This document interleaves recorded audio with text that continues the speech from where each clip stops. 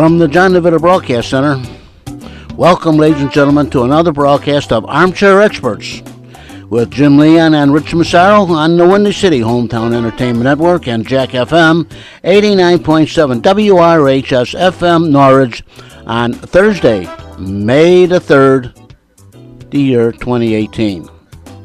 And now here they are once again, shining as bright as the sun, Jim and Rich.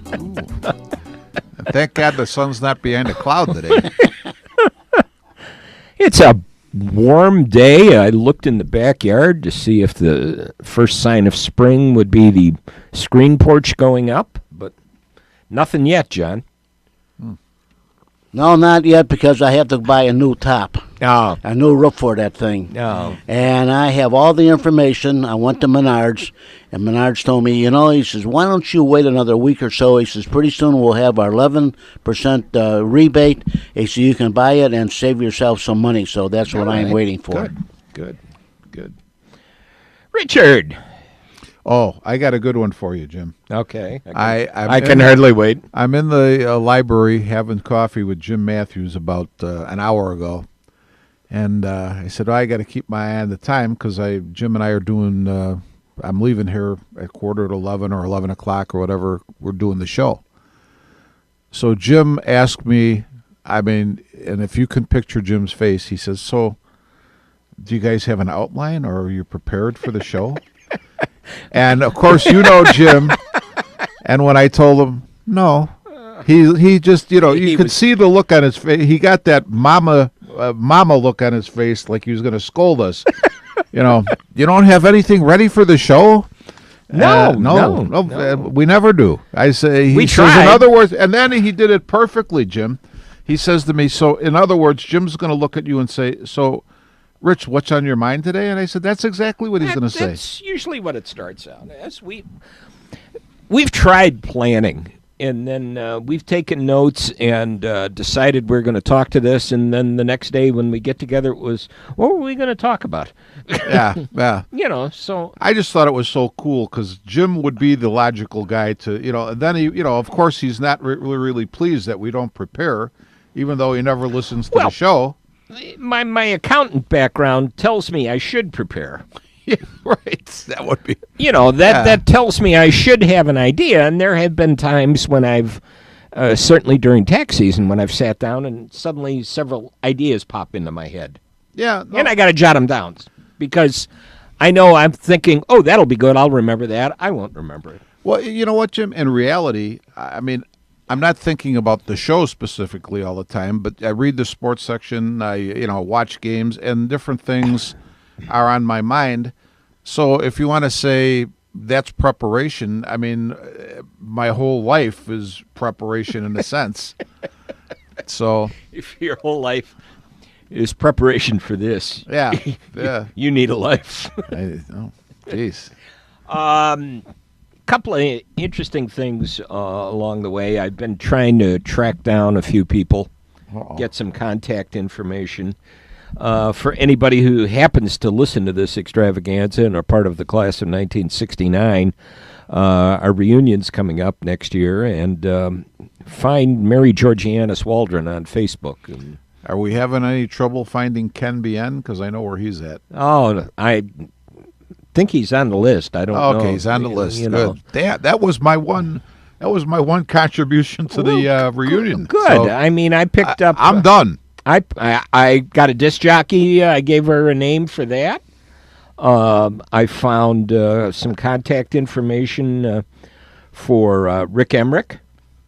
He's in Arizona, right? He's in Arizona, but put an email address, and I told Rick. I said I was proud of him that I noticed that his email address is KYDerby7.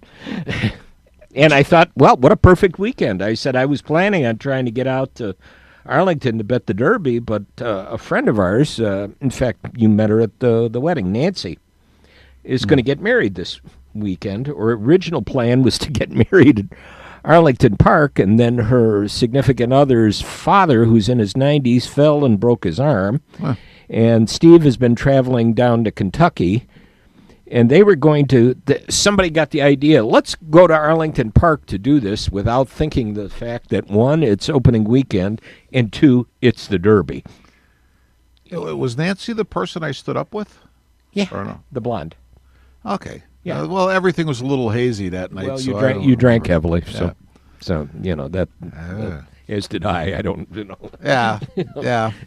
You were your usual cordial self there. yeah, I drank heavily. So, but anyhow, it's been interesting trying to connect with some people. I hope Mary Georgianis doesn't listen to this show or anything, because I'll be in bigger trouble than I already am. You'll be in bigger trouble. I am already in. tried to make excuses for you. Good. On an email, I excuses said, were they, so I know what they are. I said, you know what, Mary? I said, between managing a softball team and his umpiring schedule, Rich stays pretty busy. I have resisted the urge to say that's just his excuse. Yeah, that's my excuse. Yeah, right. it's just his excuse. I don't think she liked the softball excuse much. Well, what else? Hey, she's going to have to learn to live with it. But I didn't who else say did that, I though. got an email address for and contact for Sam Panger and Ron DiCataldo. Wow. Apparently evidently he doesn't live too far away from me. He's in Naperville. Oh, okay. And Man, haven't seen him in forever. Who else? I got Larry Ritzert's email address because we didn't have it on the list. I got that from his brother, from Ronnie. Yeah, Ronnie is out there on Facebook, so he's there. I would say Larry's probably easy to get a hold of. So. Yeah, so I got the email address. But what was funny with Ronnie was the fact that when I said we've got, I was trying to get some contact information for your brother since it's our 50th reunion coming up, and he wrote back and said, like, wow, if it's 50 years for you, that means it's 48 years for me. Well, I tell you, he's a sharp guy. Very sharp. That's why he's a dentist. Yeah, right. Open your mouth wide. Yeah. So anybody who happens to listen to this and is interested, go find Mary, Or maybe now that you listen to it, you won't be interested anymore. Maybe so, And if Marcia Weissong is out there, please have her contact Paul Lasanti. Oh, jeez. Oh, boy. God almighty. What'd you think of the draft, Rich? You know what? I'm in Rick Morrissey's camp. Did you see his column? I very rarely read him. I don't read the Sun-Times. I look at the Tribune most every day, and most every day I look at it online. He didn't get too wordy about it, but he said it right. He goes, we've been down this path before. Not specifically about only the draft, but about okay. all It was things. It was yesterday's column. Mm-hmm. Yeah, yesterday's column. And I agree with them. I mean, I put it this way.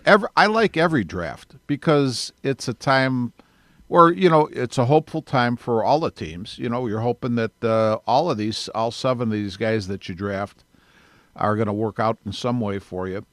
So I always loved the draft. The Bears draft, I think, I see it again as being very positive, but I think I've seen past drafts be positive too, and they didn't work out so well. So I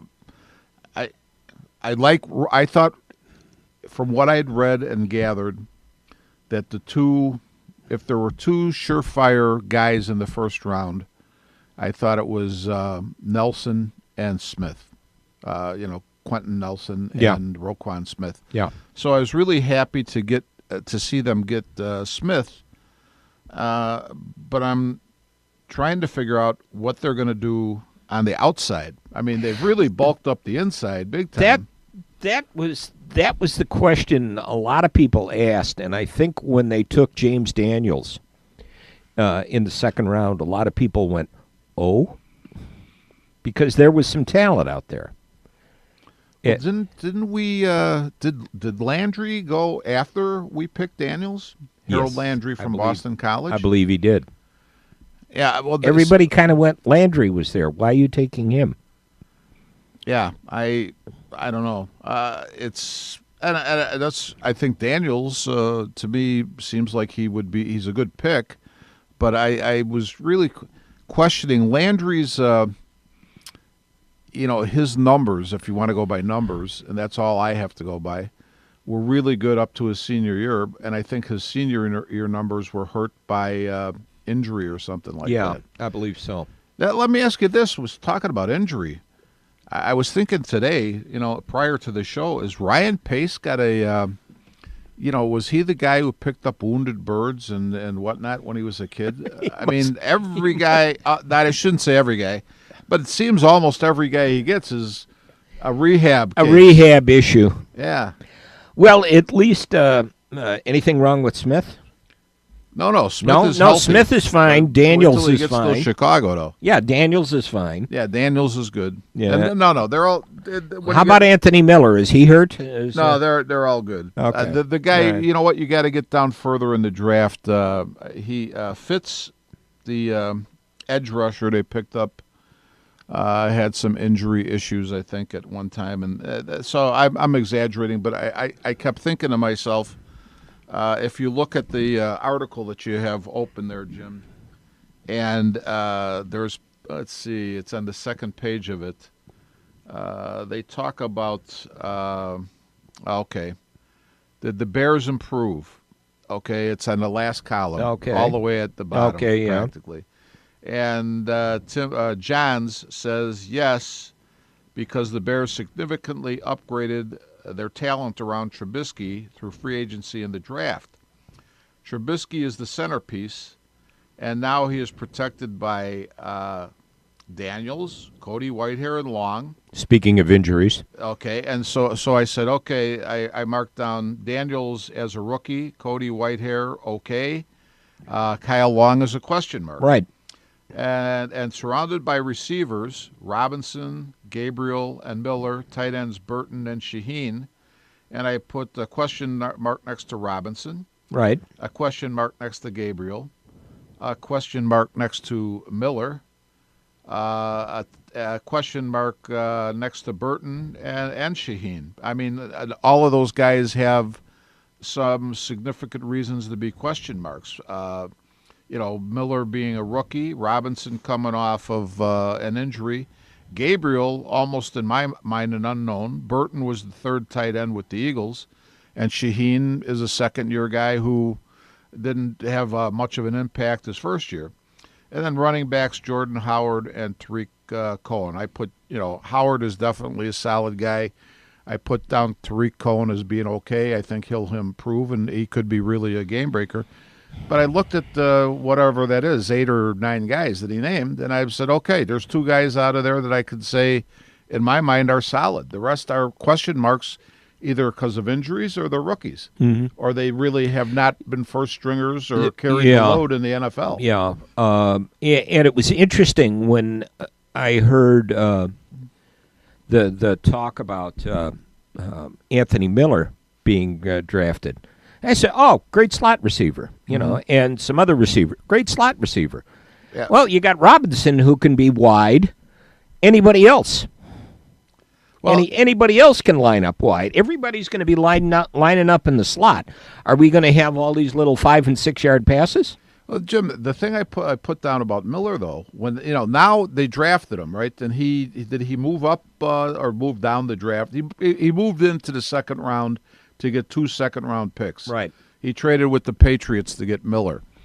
My question is, I never heard any of these guys who were supposed to be scouting out the draft mention Anthony Miller as an outstanding prospect for the Bears to pick up. The only wide receivers that I ever heard them mention in any way, shape, or form were Ridley. And Cooper. Right. This guy, all of a sudden, Pace trades to get him in the second round, and it's like he's acrobatic and he's this and he's that, and I'm like, well, maybe he's all those things, but you guys didn't really pick up on this until after Pace fed you the Kool-Aid and told you, and told you this. Yeah. Miller's production last year, 1,407 yards receiving and 17 touchdowns. Mm-hmm. You talk about the numbers.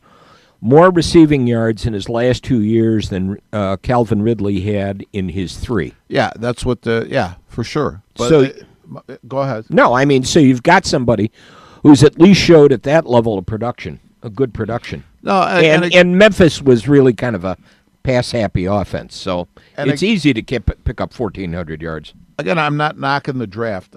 To me, I'm hoping that it's going to be a good one and a deep one, and that we're going to, the defensive tackle we took from Delaware and the guy from Western Kentucky was he? The another inside linebacker from Western Kentucky. The guy whose name you can't pronounce.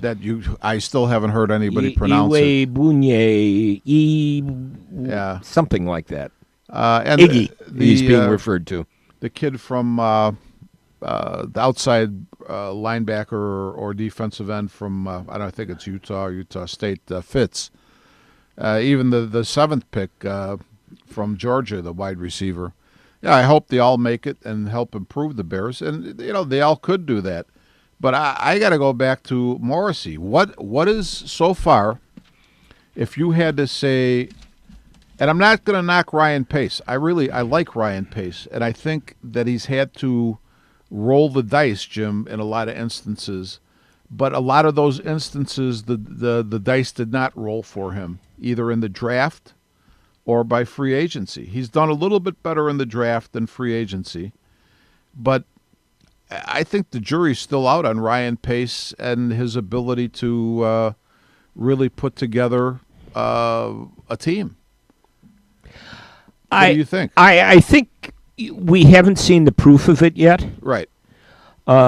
When Fox was let go, the question, they said, well, Fox only won 14 games here. Well, yeah, Ryan Pace also only won 14 games. Exactly. Yeah. Right. But the comment was, well, really Fox was the choice that was handed to Pace by Sweaty Teddy and George and who was the consultant? Ernie Accorsi. Yeah. Yeah. And it was like, oh, okay, because here you're new, we'll help you along. Mm-hmm. And it didn't work. It didn't work. No. He and I think a lot of people always talked about the fact that I heard somebody say, you know what, again, talking about the last few years, certainly last year, the Bears really didn't have that bad of a roster. No, the rosters were pretty good. They did not have that bad of a roster. They had bad coaching. Well, I don't think they had bad coaching. I think they had a lot of injuries. And that too. Yeah. And that too. To be honest, these meatheads are now saying that the team was going to improve whether they brought in a new coach or not, and they're banking on, say, Trubisky being better. I'd say this: you could go from top to bottom and say everything's a question mark. I think the jury's still out on Pace. We don't know anything about Nagy other than he had at least one good year as a O coordinator with the Chiefs, but you also have to say he was working with a guy who's a pretty well-established head coach in his own right, than Andy Reid.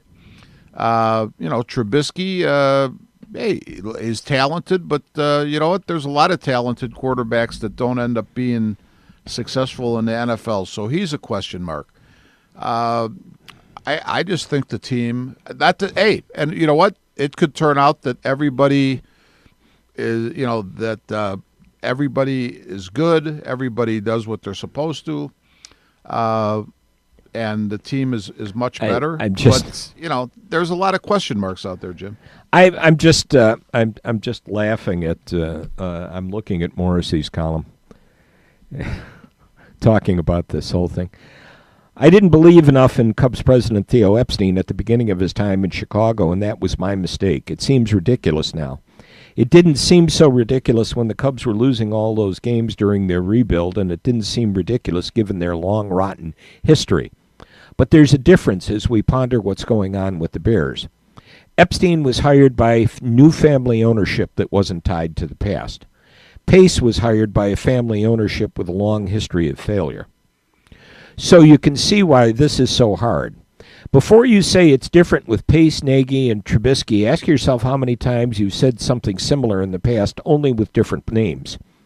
But Pace has a plan in place, you say, and Phil Emery, his predecessor, didn't, or Angelo before Emery. To paraphrase Mike Tyson, everyone has a plan until they're punched in the face and draft Shane McClellan or Kevin White. But those guys didn't know what they were doing, you argue. That's not what you were saying when Angelo and Emery were here. You believed in them because you wanted to believe, which is what most fans do who are true to their teams. Bears fans are like those bop bags that bounce back up after being punched, and now they're up again, believing again with a new coach and a new vibe in place. One of these times, the Bears are going to be right, and their fans' maximum strength allegiance is going to be rewarded. Is this that time, the way it was for the Cubs and their fans in 2016? Let me get back to you on that one. Yeah. It was a great column, I have to say. I normally am not a big fan of Morrissey. Neither am I. And about the only time I read him is when you bring something up when we're doing this. I don't see the Sun Times during the week, but I see Rick does have a podcast. Yeah, I have him to and say him and Tellender. Well, you know what? He had good reasoning in the column, and he didn't try to go too overboard to mash anybody up, and I think what he's saying is right. I mean, and like most Bears fans, I'm hoping, as he said, that we're going to bounce back up and see that this thing's work. But he's right. There was hope with Emery. There was hope with Angelo. There was hope for when Jay Cutler came, he was going to be. That was going to be a big deal. That was going to be the big deal. That was the franchise right there. Yeah, and so. And then you go through 5 offensive coordinators, and don't forget that Pace and Fox decided that Cutler would be the guy too for a couple of years, right? Yeah. So and here's the thing, though. When you think about this, I sit with these guys at coffee. And they'll say, "Well, Cutler, what are you bringing Cutler back for?" My question is always, okay, who's out there? I mean, did Rodgers and Brady become available all of a sudden? I don't know about it. I mean, who's out there? When you think about it, Mike Glennon. Yeah, I mean, really, to me, Pace only has one choice here. You could have said it would have been Trubisky, Watson, Mahomes. Or had he chosen not to take a quarterback last year, the guy's name would have been Darnold, Rosen, whatever. But we needed a quarterback to sort of hang our hat on here, and Trubisky is going to be that guy. And now we'll see if that happens. If he doesn't go, I don't care what he puts around them, it's probably not going to work. No, that's true. And the I think they've always said the rule of thumb is if you fail on a quarterback, a draft of a quarterback, and you put him in there, you generally set your franchise back 5 years. Oh, yeah, I could see that. See Cade McNown. Yeah. Hey, by the way, Jim, I was talking to a gentleman. I had never met this guy and happened to stop in for a sandwich over at the local tavern, and we started talking sports. Just and a sandwich, not a beverage? I had one beer. But this guy, we started talking, and I had seen him before, but I had never really met him to talk to him. And he was sitting with somebody I knew. He said something that I've heard you say before, and I'm just I wanted Obviously, he's a very wise man. Probably. You know what? Let's see. He caught my attention with it. You have said in the past that AAA is just sort of a resting spot for guys, guys who are like rehabbing, and AA is really where the prospects are. Yeah. And that was what he said. And I said, it's not, the old days. Oh, he's in AAA. He'll be here soon. No, you start to see more coming up from that level than you do from AAA. But I'm getting off the Bears, so let's get back on that. All right. Anyhow. Popped into my mind. So go ahead. Okay.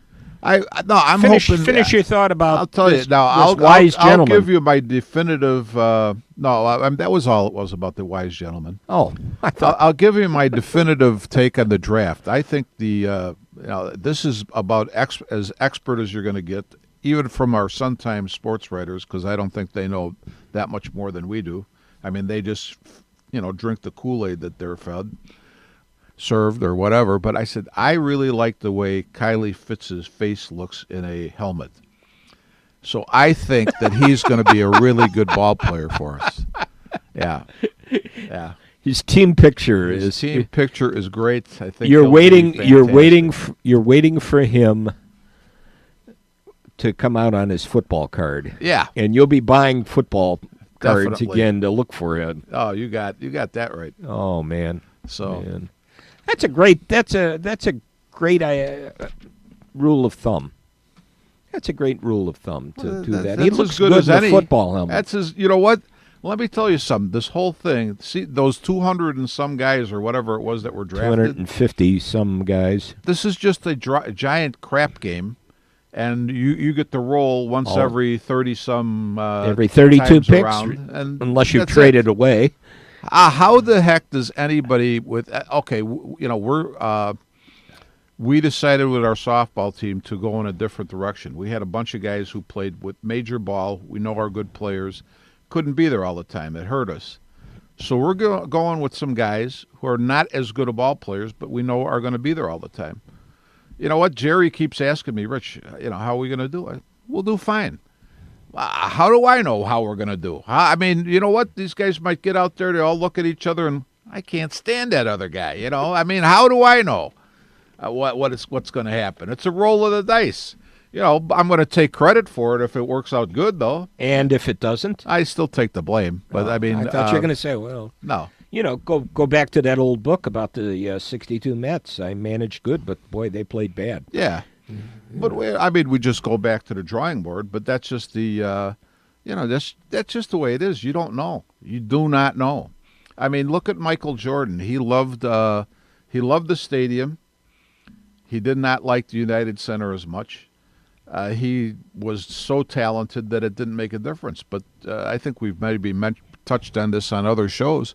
I mean, you may walk onto the Soldier Field turf and feel like you're on Planet Mongo or something as a football player. And you might walk out onto the turf in Philadelphia and feel like, man, it feels like I've been here forever. I mean, who knows? This is just the way it is. That's the way life is, for God's sakes. I was just thinking about your comment about about Fitz looking good in a football helmet. Yeah. I was thinking back to Doug Atkins. Well, see, he looks like a mean guy like Doug Atkins. Well, yeah, and I was thinking about Atkins showing up late for training camp one day and came out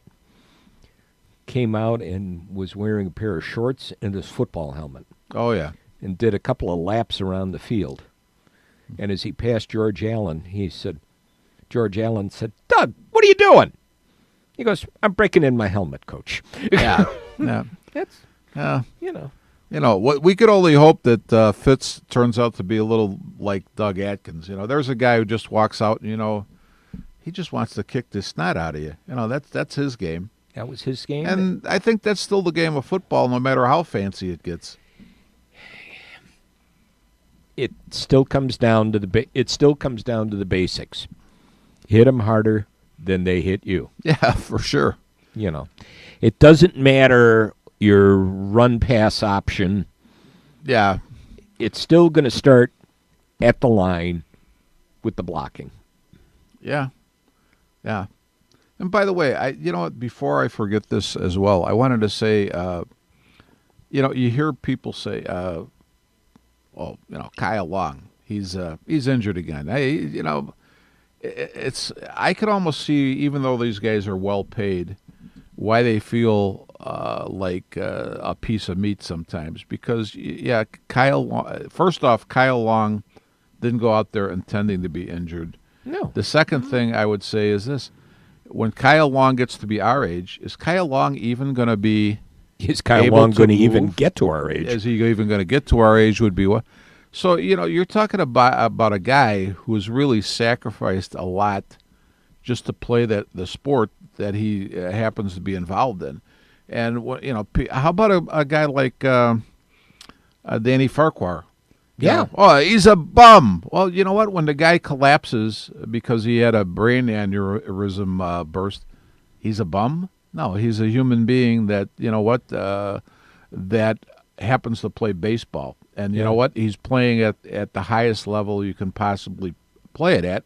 I mean, his abilities are not as good as a lot of the guys who are out there, but he's a major league ball player.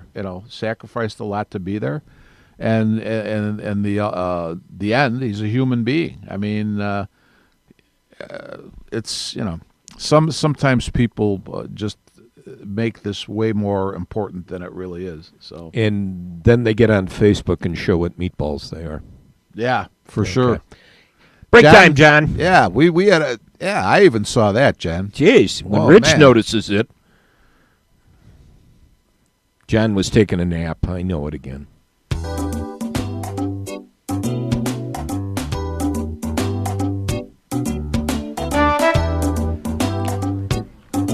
You're listening to Armchair Experts from the John Nevada Broadcast Center on Jack FM 89.7 WRHS FM Norwich and the Windy City Hometown Entertainment Network on Thursday, May the 3rd, the year 2018. And this is Jack FM 89.7 WRHS FM Norwich, Illinois. And now back to sunshine themselves, Jim and Rich. Perky as ever. Perky, yeah. Oh, boy. That's us, We're perky. That's us. By golly. We're perky in the evening. We're perking in the day. Perky in the daytime. Our We're perky percocity, no matter what. our perkitude level is high. Way up there. Way up there. Way up there. So what, Jimmy? I see your turn to the Sox page. Well, I was- We don't talk about that. I was what actually caught my eye, and I know how much you love this. Exit velocity show Oh. trio of Sox have pop in bats. Gee whiz. Statcast data is presented by Baseball Savant at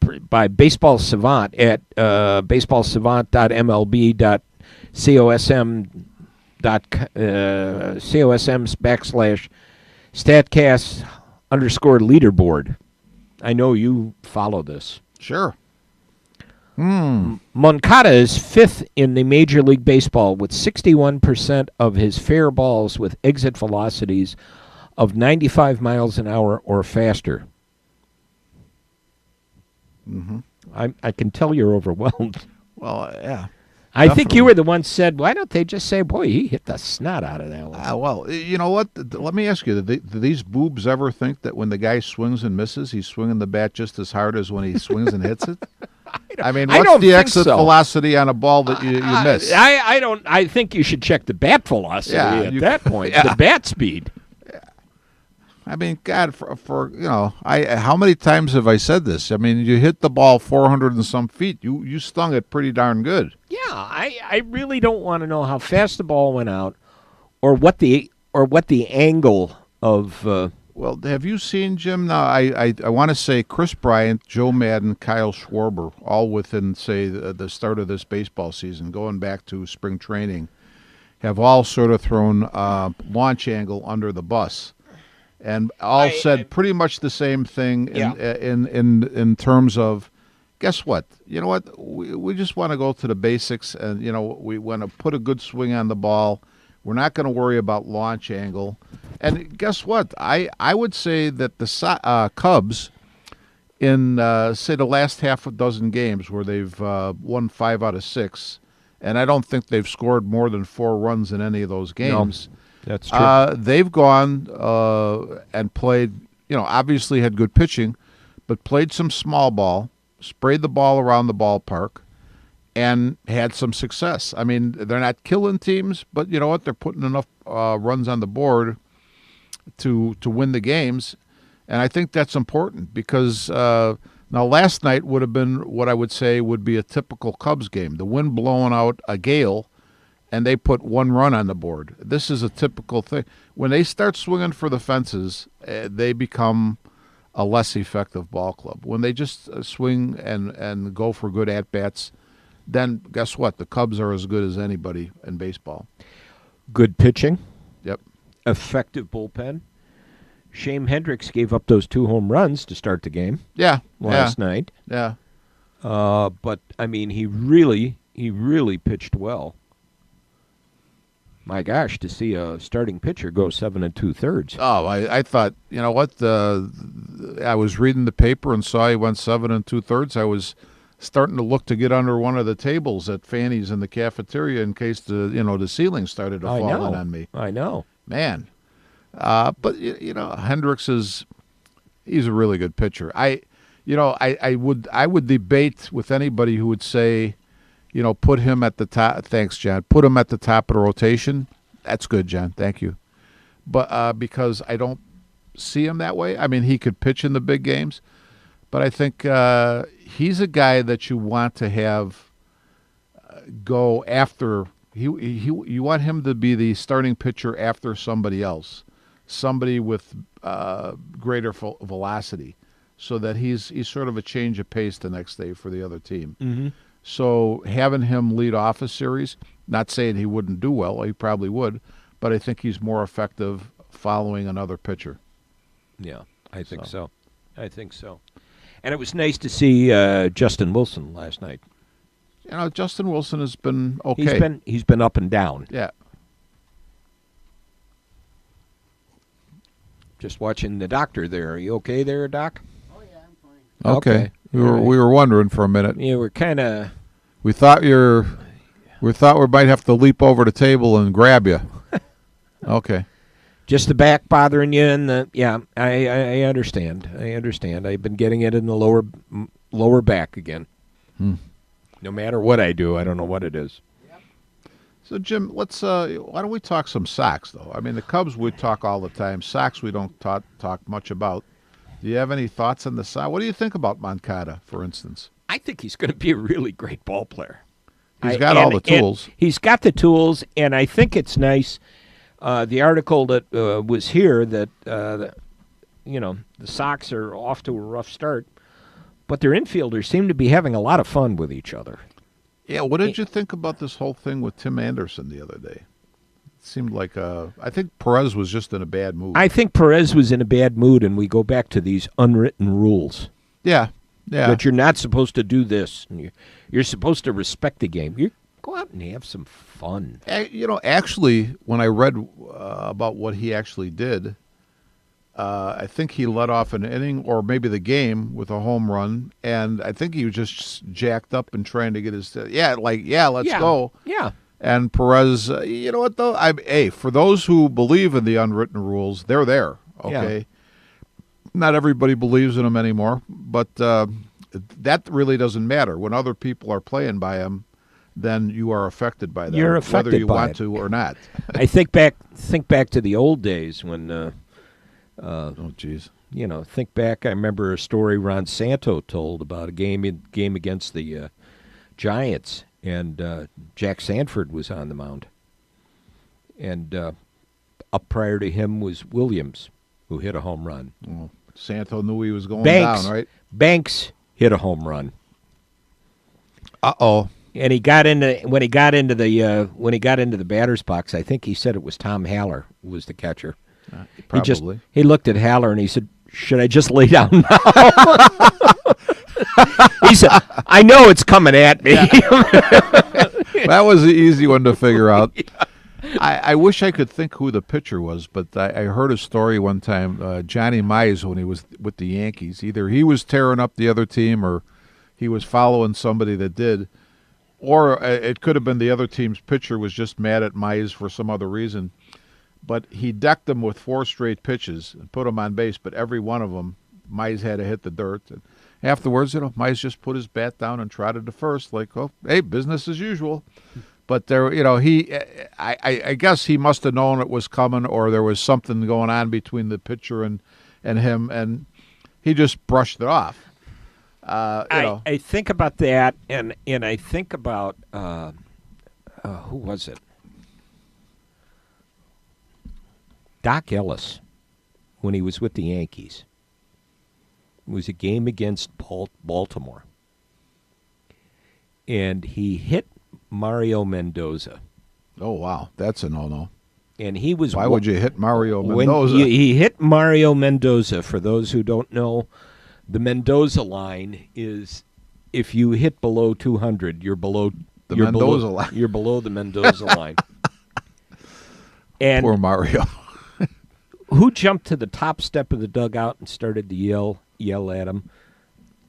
Reggie Jackson, who was with Baltimore Okay. at that point in time, Okay. yelling at him, and he goes, "You don't have any guts. If you're going to hit somebody, hit me. Hit me. Why are you hitting him? Hit me instead." And Thurman Munson came out and looked at Ellis, and he said, "Did you hear what your brother is saying to you, brother man? What you going to do about it? What you going to do about it, brother man? What are you going to do about it?" And he said, he looked at him, and he says, "I'll show you what I'm going to do about it." He says, "You just get your cracker butt back behind the plate and hold up your mitt." He said, "I'll show you what I'm going to do about it." He said, Jackson came up, and he said, first pitch, he hit Jackson right in the throat. Ooh. And as he walked down to first base, he looked at Ellis and said, "I didn't think you had the guts to do that." But everything was settled. Yeah. Everything was settled. Well, I think that's maybe part of the problem that you have today. The players can't settle some of this stuff because the legal step in and fine them for knocking a guy down in a certain situation. Well, the way you slide and play at the plate. Yeah. I mean, it's I tell you what, one of the rules changes I do not have as much a problem with is the sliding into the plate, because a catcher who's looking toward the outfield for a throw into the plate and gets nailed by a runner, while he's concentrating in another area. That's happened to me, and it's dangerous in a lot of ways. So I'm okay with that, but some of this other stuff like an illegal slide into second base. Hey, your job is to try to break up the throw, the double play throw, and that's what you're supposed to do. So I guess not anymore, though. Hey, I see that Rob Manfred thinks that the speed up rules are working pretty well. I saw, Really? Oh yeah, he said. Is that why it seems like every time I watch a Sox game, Steve Stone seems like he needs to fill every second in between pitches with something out of his mouth, with some thought out of his mouth, and he seems to be talking faster.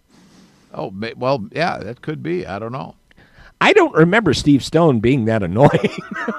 I was talking to Jim Matthews the other day. We're talking softball, and way back, this would have probably been the 70s or the 80s, one of the big teams had a pitcher, and this guy was the ultimate, you remember they told, who was it? Mike Hargrove was the human rain delay? Right. Well, this guy on the pitching mound was the human rain delay. And finally, that's the beautiful thing about softball. You can sort of change some of the rules right, in mid-game. Mm-hmm. This guy was taking so long, they actually put they didn't have a clock, but the umpire started counting and telling him, you got to throw the pitch before, I don't know how many seconds it was.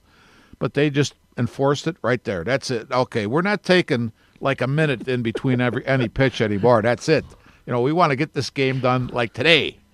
And they put the pitch clock on him. Remember Al Roboski with his getting off the mound and talking to himself and throwing the ball back in before he came in. Jim, the thing about the pitch clock, though, is I really don't think – I don't blame the pitchers. Some pitchers do. I mean, Robowski is a good example. Rick Sutcliffe works slowly. There's other guys who works. I think it was Traxel. Steve Traxel was slow. Traxel was very slow. But most pitchers want to get the ball back, get on the slab, get the sign, and get the pitch on the way, because you as a pitcher, most pitchers want to have a rhythm. And the rhythm is usually one that goes at a good pace, not a slow pace. So most of the time, I think your delays are your catchers, your batters, your umpires, for whatever.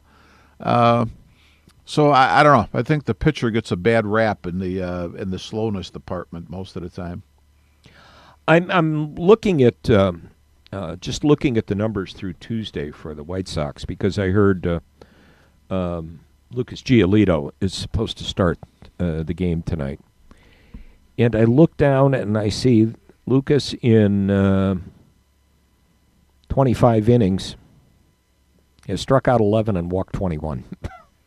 Well, that's a recipe for disaster. Yeah, and I also look at big game James Shields in his 35 innings.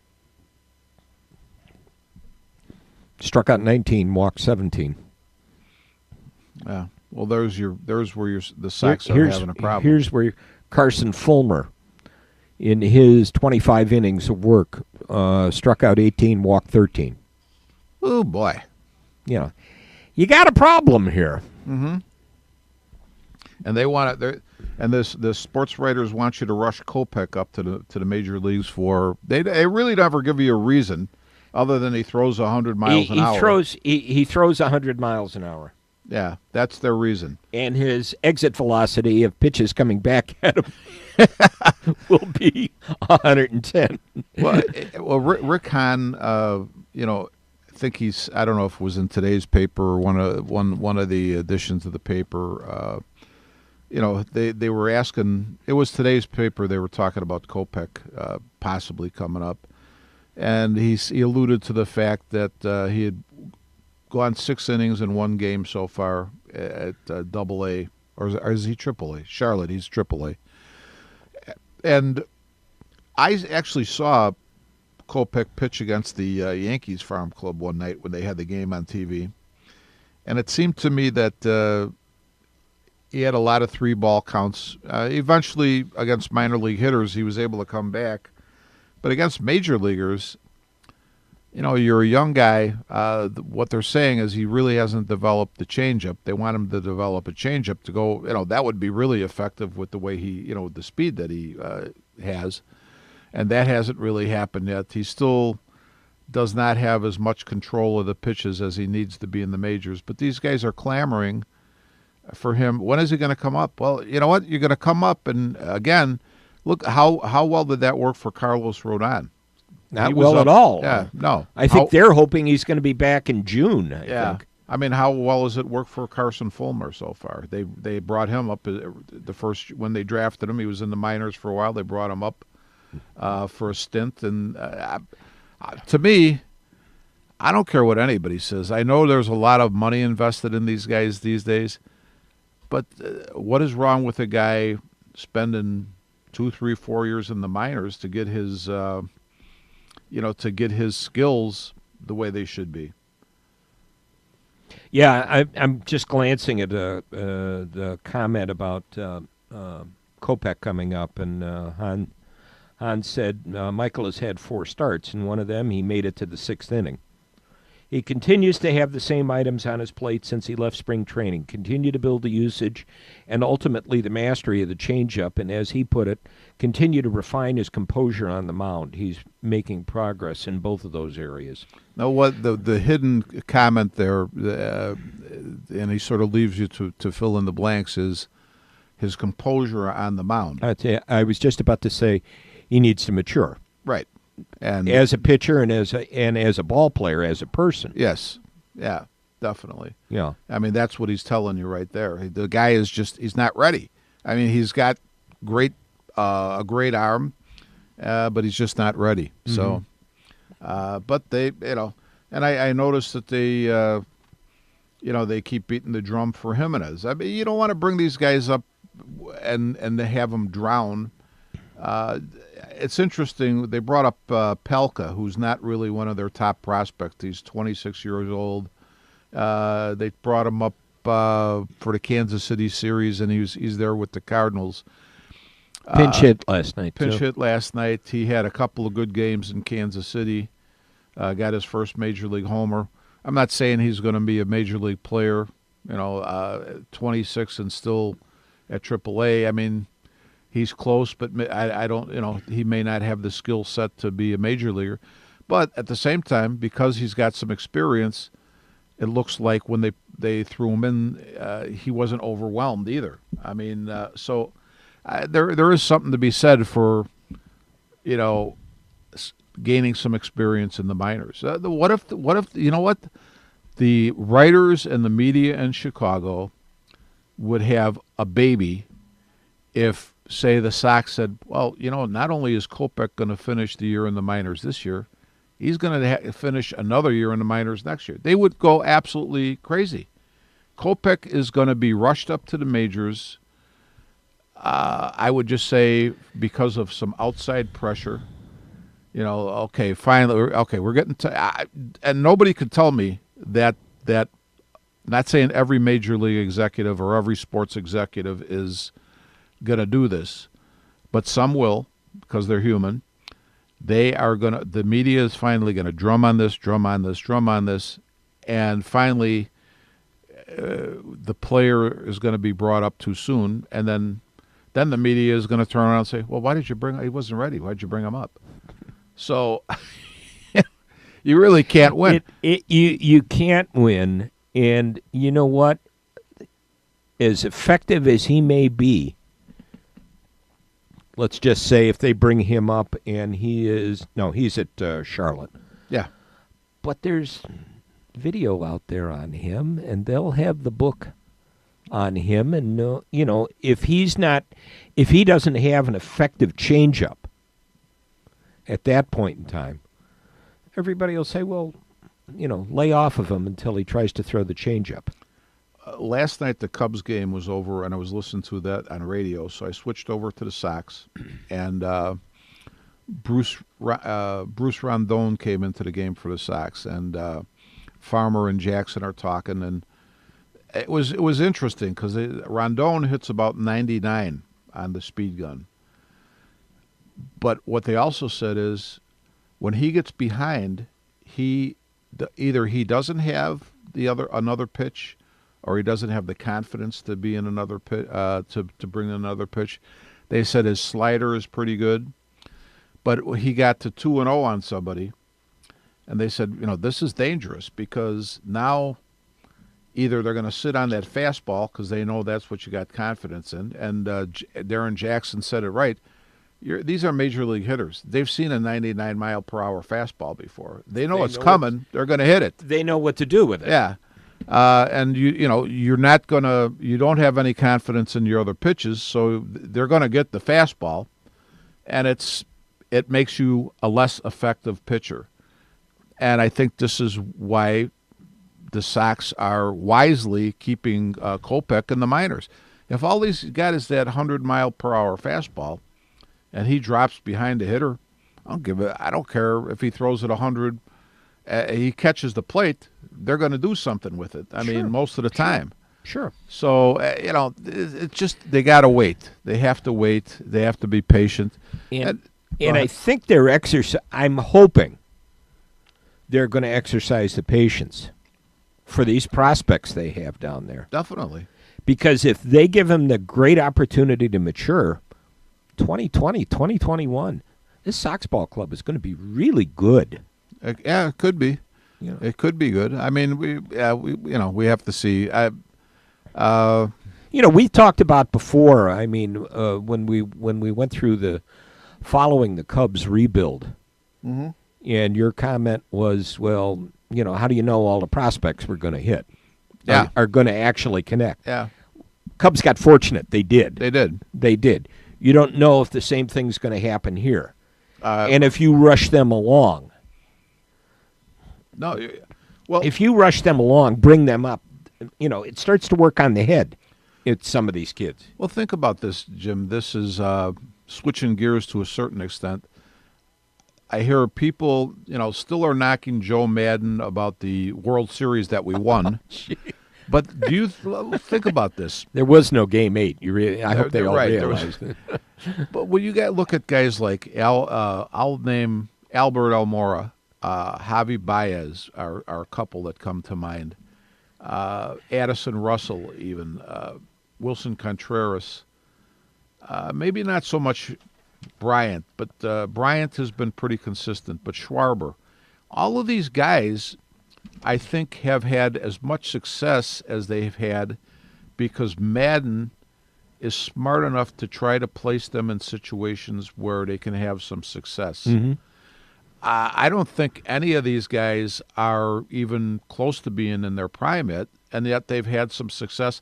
And I give their manager a lot of credit. But if you would say they would have force-fed Kyle Schwarber last year when he struggled, so, okay, we're going to just stick with him and let him flail away. You could ruin a guy that way. Sure. But you know what? They were able to step back, send him to the minors for a little while, bring him back. Sure. He showed improvement. This year he's swinging the bat pretty well. But with any of these guys, Almora was a guy, you know what? He could have, if they would have thrown him in the deep water right off the bat, would he be as effective as what he seems to be being right now? It's hard to say. But the chances are maybe he wouldn't have. And so you got to, even with guys who are major league ready, you got to have a manager who maybe can still nurture them and put them in good spots where they can have some success. Absolutely. Almora, 289. Schwarber, 272. Yeah. So nothing wrong with that. No, but it's too many guys get ruined by trying to have them do too much too soon, and hopefully the Sox will stay patient with Kopech and Jimenez and the other people they feel are prospects. You have the guy who's your general manager now, who I think believes in the plan and is going to follow it. Yeah. If Kenny Williams was still in there, we'd have these guys up already, and they'd be in worse shape than they are now. I like the fact that, again, for a team that is 8-19 right now, they seem to have great chemistry. Yeah, no, as bad as they seem to be playing. Yeah, nobody seems to be getting down on themselves. No, I think they're, I think they've. Well, I think the key thing is they brought in good people. I mean, the guys who they have on the team are guys who have good attitudes. I mean, when you you have a real positive guy as your manager. Very positive. Although I think lately, he's staying positive. I'm sure with his ball players, but I think what I'm sort of detecting more and more is, the media, gets to be just, it's the same old thing day after day. What is he going to say? I think he's running out of, things to say to them. Yeah, to me, it's obvious. Okay, we're struggling. We all know that. We're trying to put the best face we can on this thing, and there's not much more we can do. We have, there's one of the guys that has coffee with us. This Renteria is no good. You know what? You don't really have the horses to be good. No, you know what? You don't like James Shields. You don't like Miguel Gonzalez. Maybe you don't like this guy or that guy. Those are the guys you have, and all you could do is go to war with them every day. You're guys who are veterans like Shields and Gonzalez. You're not going to make them that much better. Let's say they probably hit their peak of being as good or as they can, and maybe they're going downhill a little bit. So what is the manager supposed to do? All you can do is run out the players that you have on the team. That's right.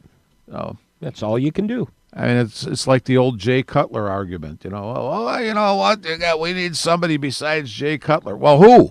You never say who that is. Now, in John's case, we know that probably for the Bulls, let's bring back Derrick Rose. Let's bring back Derrick Rose. You'll be ready for that. Oh, look at the look. Oh, my God, John. I'm glad you don't have a weapon or something. Good Lord. Man. Look at the look he just gave us. He's got my God. He's got the cane out. Jeez. He's got the cane. Watch it. Well, you guys had to spoil a good broadcast. I'm sorry, John. We just have to. We know how much you like him, so we want to just make sure we get our regular Derrick Rose mention. Let me ask you. By the way, I'm just looking. I know we're close. Go ahead. I was going to ask you. I had somebody tell me that it's a dead bang surety that the Cavaliers are going to go back to the NBA Finals. What do you think about that? Not necessarily. No, I don't. I think think so. I think the series that's going to be great is going to be Houston and Golden State in the that'll- Western yeah. Conference Finals. Yeah. I'm listening on the radio to an NBA critic coming in and talking about everything, and I'm going, boy, I got to start watching some playoff basketball. It sounds like there's some good ones. And apparently Cleveland got by last night with having absolutely nothing. Well, Eh, an Illinois kid, what is his first name? Fred Van Vliet yeah. was the guy they put the ball in his hands. Toronto did for the last shot, and unfortunately he didn't make it. Otherwise, Toronto would have walked off with the first game of that series. Yeah. Because what was it, 113, 112 final or I think something like that? I think that's what it was. But I got to start looking at that because I think and Curry came back last night and hit for 28. Yeah. You know who does not get much credit, and I think you mentioned them on the show last time, is the Celtics coach, Brad Stevens. Yeah. A lot of people are talking right now. They say he's got to be about the best coach in the NBA. I'll tell you. He doesn't have the talent No. that to do it, but boy, he's getting out everything he can out of them. Well, I mean, Kyrie Irving is done for the year. Yeah. And I watched the one of the playoff games between the Celtics and the Bucks, and Jaylen Brown, who I had never really remember hearing of, had a big game that day. He ended up getting hurt later in the series, and then I believe they won their first game of their next series. Who they? I think they beat the 76ers, first game of the series, and Terry Rozier. And I don't remember who else, but those were the guys who stepped up and did the scoring. I'll tell you what, it reminds me of old time. I'm not going to just say basketball, but sports. You know what? All of these guys have some abilities, but to say, okay, is Rozier? I don't know where he stands in the scope of that team, but is he? Say he's your third alternative scoring, and now he's got to move up to be the number one guy. At least in the game against the Sixers, he played that role to the hilt with like 30 points or whatever he scored. And I'm like, this guy does a fantastic job of just getting his team to play Oh, yeah. and be effective on the court, you know, in whatever roles they're placed in. Yeah. There was an interesting discussion, and I'm sorry we're running over here now, but talking about basketball players, the NBA, and the injuries issues, and resting players, and whatever. It might be something we might want to get into next time. About resting them for during the season, and the NBA complaining about the fact that you're not putting your best team out there, or the old idea of tanking. The guy said, you know what, maybe it's really reaching the point where some of these guys are just playing and working too much, especially when you get into the off season. Maybe you don't need to be in that tournament and the World Cup and everything else. Believe me, I hear you. Yeah. So anyhow, maybe we can get into that next time. Hey, there's show prep, and we'll probably forget it by the time we get together. Hopefully you'll remember it, because it sounds like it could be an interesting subject. Let's see what we got. Kentucky Derby on Saturday. Justify coming out of the 7-hole, 3-1. How good of a shot does Mendelssohn have coming over from Europe? 5-1. They, 5-1 coming out of the 14 slot. They say though that he's the first time he'll hit the Derby turf is today. I mean, they fly the horse over, so I don't know how a horse reacts compared to a human, but does that flight over put him at a disadvantage compared to the horses that are actually here? Good question. And it's interesting that Justify didn't race as a 2-year-old. Well, he's only had 3 races. He's only had 3 races, yeah, but he didn't race as a 2-year-old. Okay. Which is kind of interesting. I saw that D. Wayne Lucas at 82 still has a horse in the race. So I wish I had a horse in the race. Yeah. I wish I had a horse in the race. Yep. I'll see if I can get out to the Derby on Saturday, depending on what Nancy's wedding plans turn out to be. Man. I had mentioned that. I'd mentioned that to Rick Emmerich when I looked at his email address and saw KY Derby 7, and I mentioned about going to the Derby, but I'm not sure about that. Rick's advice back was, I just get a text back, bet the Oaks Derby double. Bet the Oaks on Friday and the Derby on Saturday. Oh, jeez. Yeah. All right, time for us to get out of here. John's giving us dirty looks. I think he wants to go have lunch. He shakes his head. Well. All right, we'll do this again in a couple of weeks and see what kind of nonsense we get into then. Until that time, we are out of here. We are Taillights.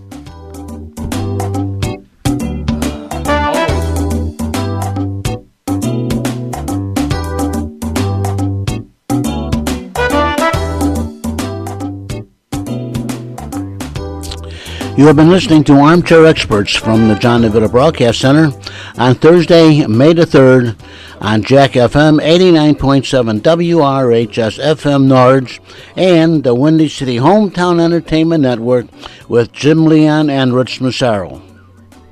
This broadcast was directed by John DeVita, and our special thanks to radio station manager Kevin Zeflik of WRHS FM Norwich and the executive producer of Windy City Hometown Entertainment Network, Mr. John Shikanda.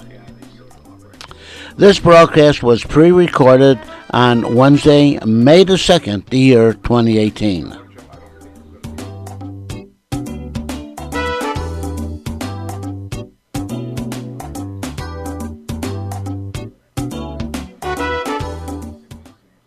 And this is Jack FM 89.7 WRHS FM, Norwich, Illinois.